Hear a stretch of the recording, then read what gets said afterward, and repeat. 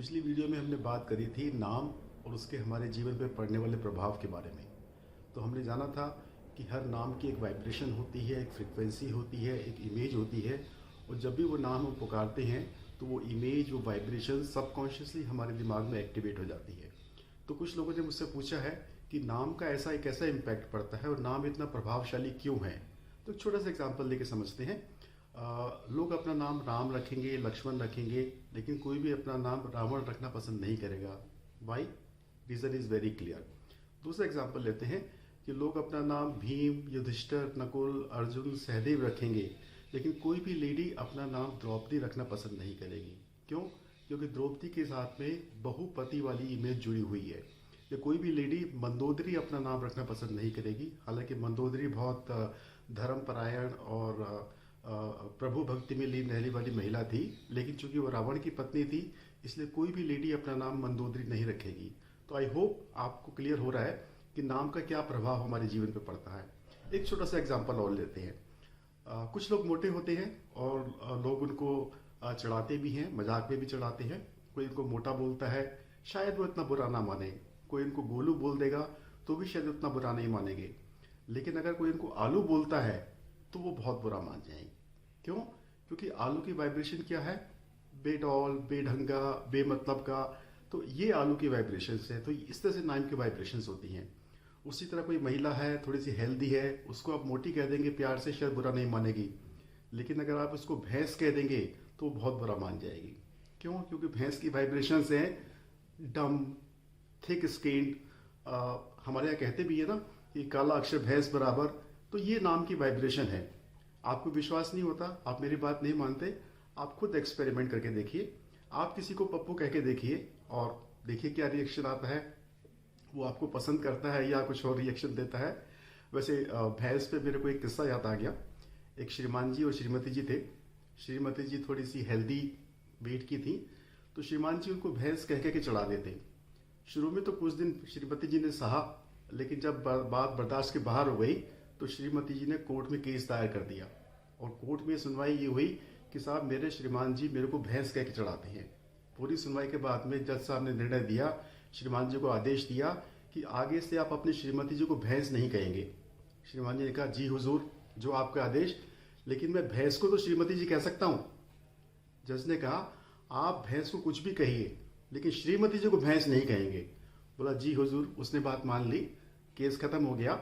तो श्रीमान जी बोले अपनी अपनी पत्नी से, श्रीमती जी घर चले। तो ये नाम की वाइब्रेशंस होती हैं।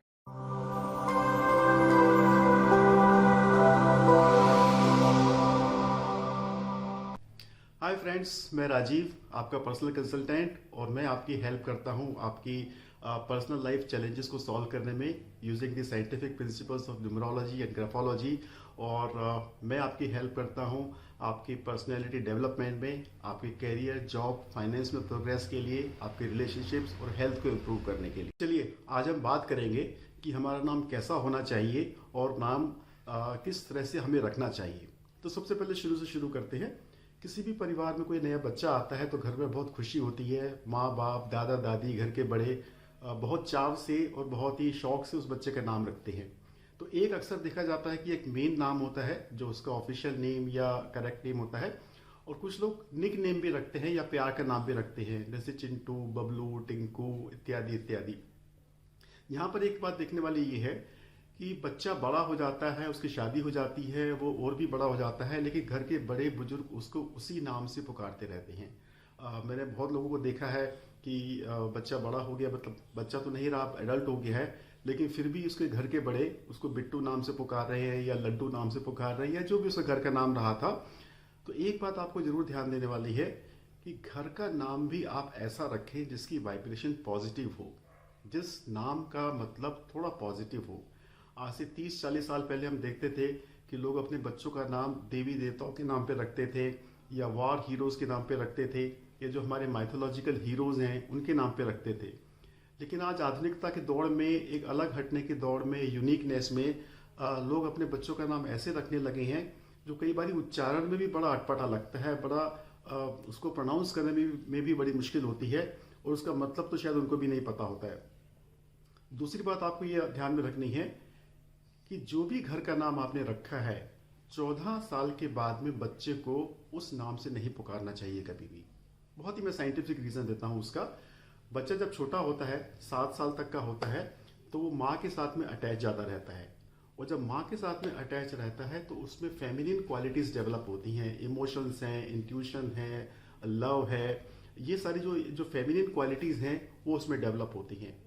और 7 साल के बाद में जब बच्चा बड़ा होता है, घर से बाहर निकलने लगता है, that is the time when father takes over.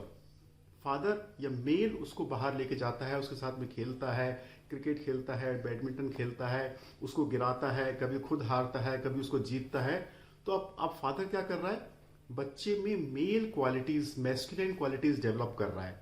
तो मैस्कुलिन क्वालिटीज क्या है, पुरुषार्थ करने की क्षमता, fight back in the society, to face the world.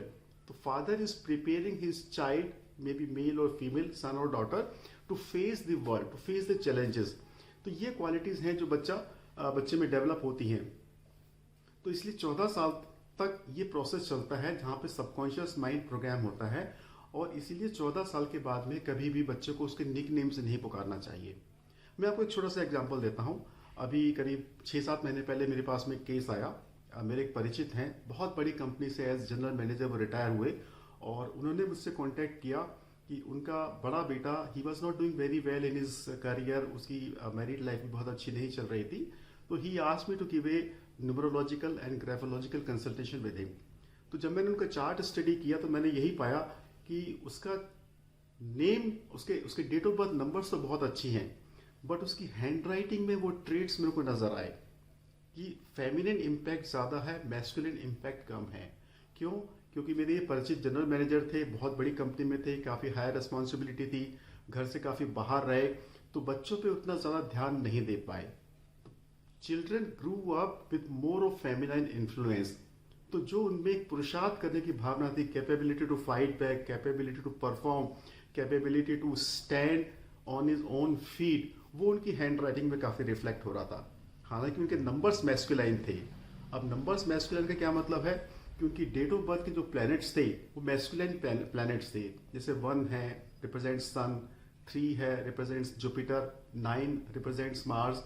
ये सब मैस्कुलिन प्लैनेट्स हैं जो हमको बहुत ज़्यादा पावर देते हैं। But in this particular case, despite the fact कि वो बच्चा या वो लड़का मैस्कुलाइन पावर्स की नेचुरल टेंडेंसीज के साथ में पैदा हुआ था, but he was not able to harness the power of his numbers. जो क्यों? क्योंकि उसकी परवरिश मोस्टली फेमिनाइन एटमॉस्फेयर में हुई थी।